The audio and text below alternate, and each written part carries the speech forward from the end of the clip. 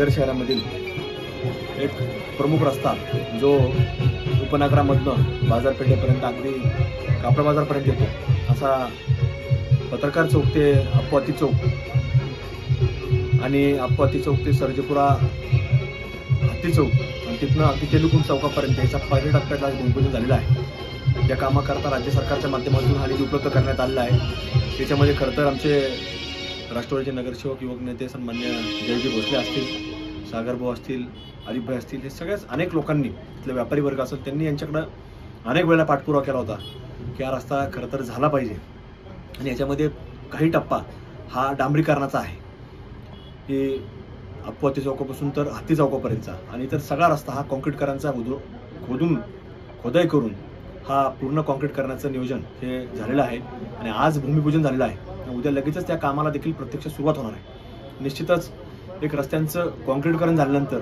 हे पुन्हा जसं आपण पाहतो की पावसाळ्यामध्ये दुरावस्था होत असते तर एकदा एक कॉन्क्रीटकरण झाल्यानंतर पुन्हा रस्ते खोदण्याची वेळ येणार नाही, कुठेही त्याला पावसामुळे अडचण येणार नाही असं नियोजन या ठिकाणी केलं आहे। असंच खरं तर सगळ्या नगरसेवक मंडळांनी पुढाकार घेतला पाहिजे आणि त्याच्यातनं या पाठपुरावा करून राज्य सरकारकडनं हे वेगवेगळा निधी उपलब्ध करून आज खरं तर या कामाला सुरुवात होत आहे। मनपूर्वक मी सगळ्यांनाच अशा पद्धतीने आपण काम करत राहा। आपण सरकार दरबारी हा प्रयत्न करून निधी आपल्या नगरपर्यंत आणत जाऊ आणि आज सगळेच लोक बोलतात की बदलतं नगर शहर, हे आज लोक बोलू लागलेले आहेत। प्रत्येकाच्या मुखातनं एक शहर बदलतंय अशा प्रकारची भावना आता निर्माण होती।